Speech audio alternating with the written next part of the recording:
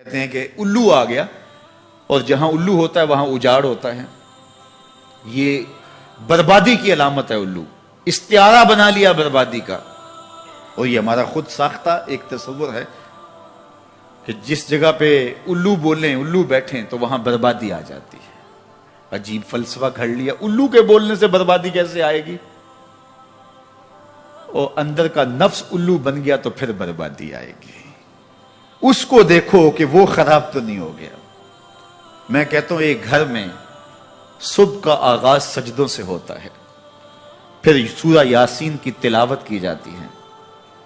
سارا دن گھر کے اندر محبت، چاشنی اور پیار سے افراد خانہ کا وقت گزرتا ہے. کمائی کر کے لانے والا گھر کا کفیل رزق حلال لا کے اپنے بچوں کو کھلاتا ہے. نظر کی پاکیزگی اور خیالوں کی طہارت کا ساما ہوتا ہے. شام کو سورہ واقعہ پڑھی جاتی ہے، سونے سے قبل سورہ ملک کی تلاوت ہوتی ہے. دہلیز پہ آنے والے سائل کو جھڑکا نہیں جاتا، مہمان کی عزت کی جاتی ہے، تکریم دی جاتی ہے. گھر کو صاف ستھرا رکھا جاتا ہے. قرآن کی تلاوت کی مہک پھیلی ہوتی ہے گھر میں. گھر کے اندر درخت پر 100 الو بھی بیٹھ جائیں اس گھر میں بربادی نہیں آئے گی. اور ایک گھر میں اللہ کے حکموں کو توڑا جاتا ہے. افراد خانہ ایک دوسرے کو گالم گلوچ کرتے ہیں. قرآن کبھی کھول کے کسی نے نہیں دیکھا، سجدے کی کسی کو توفیق نہیں ہوئی، تو گھر کے اندر جو مرضی رکھ لیں برکت نہیں ہوگی. میاں یہ تو تمہارے اعمال کا نتیجہ تھا، لیکن تم نے لگا دیا الو کے کھاتے کہ الو بیٹھ گیا، یہ سب کچھ بربادی ہوئی. تم نے وعدے توڑے، تم نے لوگوں کو 2 نمبر مال دیا، اس لیے تمہاری فیکٹری برباد ہوئی، اس لیے تمہاری دکان نہیں چل رہی. کہ تم کہتے کچھ ہو دیتے کچھ ہو. ایک مرتبہ جو دھوکہ کھاتا ہے وہ دوبارہ تمہاری دکان پہ نہیں آتا. یہ الو کا کام نہیں ہے، یہ تمہارے نفس کے الو کا کام ہے. لیکن تم نے الو پہ مڑ کے کسی منحوسہ، یہ فلاں منحوسہ ہماری دکان پہ آئی صبح، آج سارا دن گاہک ہی نہیں آیا. کیا فلسفہ تم نے تراشا؟ تو فرمایا ولا ہامہ، الو بھی کوئی چیز نہیں، ولا سفرا، اور نہ ہی سفر کا مہینہ کوئی چیز ہے کہ آپ سفر کے مہینے کے نام لگا کر کے کسی چیز کا انکار کر دیں. یہ اللہ کی طرف سے ہے جو تمہیں نصیب ہوتا ہے.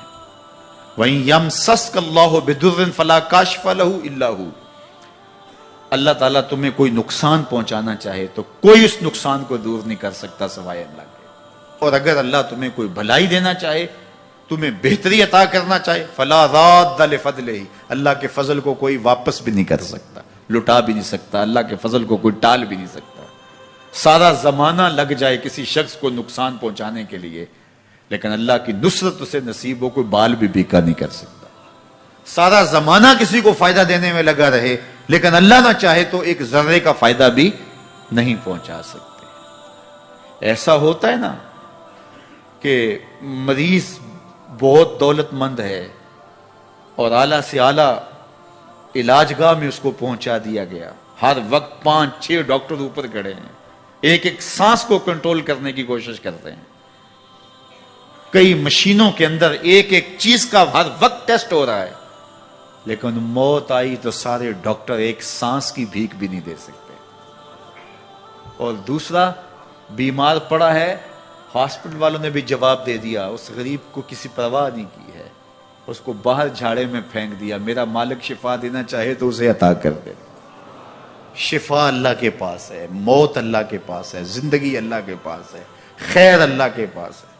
وہ جس کو جو چاہے عطا کرے. اپنے عقیدوں کو مضبوط کرو، اللہ پر توکل کرو، اللہ پر بھروسہ کرو. وہ چاہے تو ہوتا ہے، وہ نہ چاہے تو کچھ نہیں ہوتا. اس کے چاہنے سے ہے اور اس کے نہ چاہنے سے نہیں ہے. اس لیے اس کے چاہنے سے خیر ملتی ہے، اس کو خیر چاہے تو خیر ملتی ہے. اور اگر وہ کسی کی خیر نہ چاہے تو سارا زمانہ بھی لگ جائے تو خیر